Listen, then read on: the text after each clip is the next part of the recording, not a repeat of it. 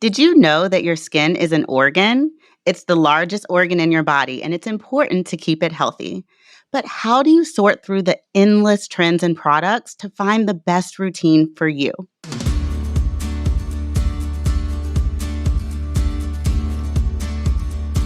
Welcome to the Healthier You podcast. I'm Dr. Ashlee Williams, and today I'm joined by Dr. Randa Khoury, a board-certified dermatologist at Kaiser Permanente, about the secrets to a healthier skin.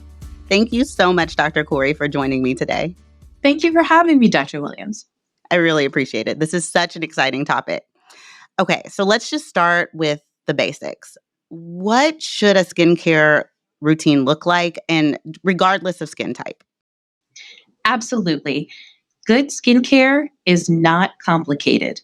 Regardless of your age, your aesthetic goals, everyone needs a gentle cleanser, a good sunscreen, and a good sunscreen is one that's between SPF 30 and 50, and a gentle moisturizer that is light and won't clog your pores.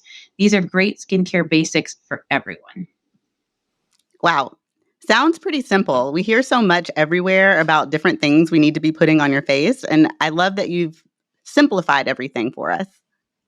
Absolutely. Skincare can be really fun. And I think sometimes with things that can be really fun, they can also be really challenging to sort through the aisles and aisles of products at any store you go into, from your grocery store to your drugstore to your dermatologist's office. There are so many products available.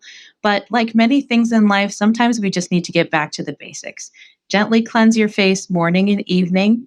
A broad spectrum sunscreen, SPF 30 to 50 in the morning, and a light moisturizer at night is going to cover your bases for general healthy skin. Yeah, that's a great point. It's like when you go to the store, there's so many options. Like, what should we be looking for when we're looking at ingredients in some of these options that are on the shelves? Such a great question. And I love that because it sort of leads into the next step. Clearly, there are so many things on the market other than gentle cleansers, sunscreens, and light moisturizers. There are so many things with active ingredients that are addressing specific skin concerns. So if you are someone who is struggling with acne, for example, when you choose your cleanser, you may choose one that has an active ingredient that's specifically going to target that concern. Some things to look for are ingredients like benzoyl peroxide, which I know has been in the news lately for some not so great reasons, and we can touch on that a bit, or salicylic acid. These are tried and true ingredients that are going to be effective against most types of acne.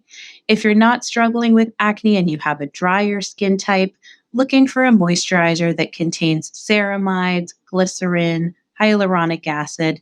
These are all going to be great products that are going to add a lot of moisture to dry skin. So as far as what are you looking for in general, if you're trying to target a specific concern, be that acne and dry skin or something more like addressing the signs of photo damage and aging, brown spots, fine lines, wrinkles, these are areas where you can strategically use some additives to increase the efficacy of your skincare routine in reaching those goals. But just for basic skincare, looking for a moisturizer that says non-comedogenic, which means won't clog your pores, looking for a sunscreen that says broad spectrum, SPF 30 to 50, and looking for a cleanser that is just a gentle, non-exfoliating cleanser are great things to look for just for everybody. Yeah, so it sounds like it's really important to actually know what skin issues that you have before going to the store to look for these products. Yes. So if we're thinking about this in a pyramid style schematic, at the bottom of the pyramid, the base, the foundation of our pyramid is going to be just those three steps: your gentle cleanser, your moisturizer, your sunscreen. As we take the next step up, we start to consider targeting specific skin concerns. If you have none, you are great at the foundation. You have excellent foundational skincare that's going to keep your skin healthy by not doing anything harmful and by doing everything gentle and protective. Once we start moving up those rungs, then we start talking about what specific things are you concerned about? Are you having something that you don't love when you look in the mirror? Are you having something that's making your skin feel uncomfortable? Eczema, psoriasis, acne. And in that case, that's when you start partnering with your dermatologist to choose the right products to add to your routine to make sure you're looking and feeling your best. I love it. So you talked about a little bit about the concerns about benzoyl peroxide. Can you talk about that a little bit? Absolutely. This is such a challenge because benzoyl peroxide is a workhorse in the dermatology community. It is an additive that does so many excellent things for patients who struggle with congested skin, acne, even folliculitis or hair bumps from shaving. Benzoyl peroxide is an ingredient that can help to gently chemically exfoliate dead skin cells. It acts as an antibacterial and it also acts as an anti-inflammatory. So if you picture, sort of acne prone skin, folliculitis, hair bumps, what a gift that we have an ingredient that can do all of those things gently and effectively. However, there was a study that came out recently it was a very small study from a private lab that showed that if benzoyl peroxide is stored at very high temperatures for longer periods of time, it can break down into its component parts, including a chemical compound called benzene, which is a known human carcinogen. And the FDA places fairly strict regulations on how much benzene can be contained in cosmetic formulations. What I have been doing for myself, my family, and also advising my patients is that while we should not dismiss this outright, it's important information. I think context matters. And if you are storing your benzoyl peroxide containing products appropriately, not leaving them in a hot car for long periods of time, we believe that they are still safe and effective, and there is no reason to completely discontinue use. However, I think that using this as an opportunity to look at our storage and manufacturing practices around benzoyl peroxide, certainly something that we should look to. But in the meantime, if you are using a product with benzoyl peroxide, keep an eye towards how you're storing it, but there's no reason to discontinue use at this point. Okay, that's really good to know. And thank you for touching on the point about hair bumps, because that's one of the issues that come up in my primary care clinic a lot. So, do you have any advice on how to prevent razor bumps, hair bumps, razor burns? Absolutely. As we're moving into the warmer season, I think all of us are going to start thinking about the aesthetic challenges around hair removal practices.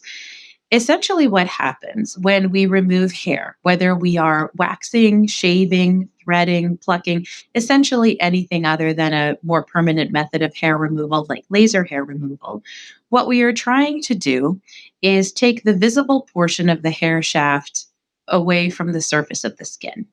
When we shave, we're doing that by kind of chopping its little head off, by decapitating that little hair follicle. And when we wax or thread, what we are doing is removing the hair follicle from the shaft in its entirety, including the root. So if we picture that process, let's start with shaving. I first recommend that you use a single blade razor. You can throw away all of those fancy 5-blade razors because when you're using a multi blade razor, the reason it gives you that perception of a really smooth, lovely shave is that each blade is lifting and the subsequent blade is cutting and lifting and cutting and lifting.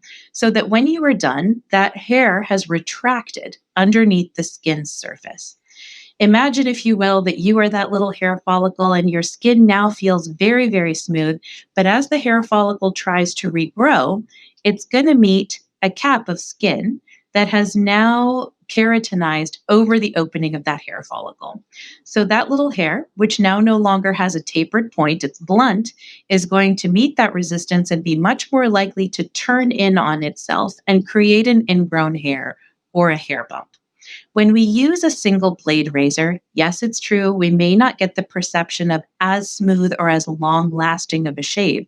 But the reason for that is we are giving that little follicle a fighting chance to stay near the surface of the skin, where the skin will not epithelialize or keratinize over it. So you're much less likely to get an ingrown hair. Interesting. And those have to be cheaper too, right? The single blade versus the So fancy. inexpensive. And I'm so glad you said that because that leads me to my second point. Use it once and throw it away. It is no longer in service to you because the surface of our skin is alive. We have yeasts and bacteria that are normal and healthy. They're part of our healthy skin biome, they're part of our ecosystem. But when we shave, we are going to seed our razor with all of those organisms, which are going to be in a lovely environment to thrive on that razor. And if you use it, again, on your skin, even if you're using it on clean, dry, properly prepared skin, which we'll talk about in a minute, the likelihood that those bacteria and yeast colonies have had a chance to grow on that razor and that you can create small micro tears in your skin environment and seed those into the deeper part of the skin where they don't belong, causing a skin infection, is actually pretty high. So I recommend a fresh, new, super inexpensive single blade razor every time. Right. Oh, that's great. Okay. Are there any lifestyle changes that we can make to help better our skin? Yes, I often say that our skin is an outside reflection of what's going on the inside. So things that we generally think of as good for us for our health, things like reducing our stress, getting 8 to 10 hours of good quality sleep every night, which as a working mom of young kids, I know how ridiculous those two things sound, getting good quality sleep and reducing our stress. But really, it makes the biggest difference in the overall health and appearance of our skin. Other things like being mindful of healthy diet choices, lean proteins, green leafy vegetables. There's a lot of emerging research in the field of dermatology that high glycemic, pro inflammatory foods can contribute to a lot of inflammatory skin disorders like acne or hidradenitis, for example. Some patients who have made dietary modifications to kind of eliminate those really sugary, overly processed foods have seen great benefits in their skin health. And finally, avoiding things like exposure to ultraviolet light, smoking.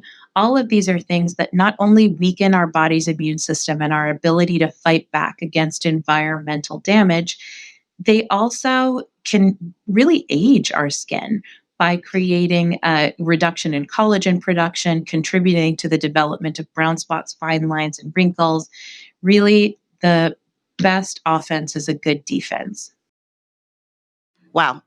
This was so much great information, Dr. Khoury. Thank you so much for joining us today. We learned a lot about how to build a simple and effective skincare routine, what ingredients to look for in skincare products, and lifestyle changes that impact skin health. Here are the top takeaways. 1, there are 4 important steps to every skincare routine: cleanser, toner, moisturizer, and sunscreen. Clean, tone, and moisturize every morning and every night. 2, look for skincare products that contain ingredients to serve your skin's specific needs. If you need help determining your skin type, a dermatologist can help. 3, be sure to exfoliate your skin before hair removal and use a moisturizer afterward. This will help prevent ingrown hairs and razor burns. 4, drink plenty of water, and eating healthy foods like whole grains, lean meats, and lots of fruits and vegetables can help promote a healthy complexion. And 5, wear SPF 35 to 50 sunscreen every day. For more information about skincare from our experts and other health advice, visit kp.org/doctor and listen to more episodes of Healthier You wherever you get your podcast. If you enjoyed this episode, be sure to share it with others who may find it helpful. Thank you from all of us at Kaiser Permanente. Be well.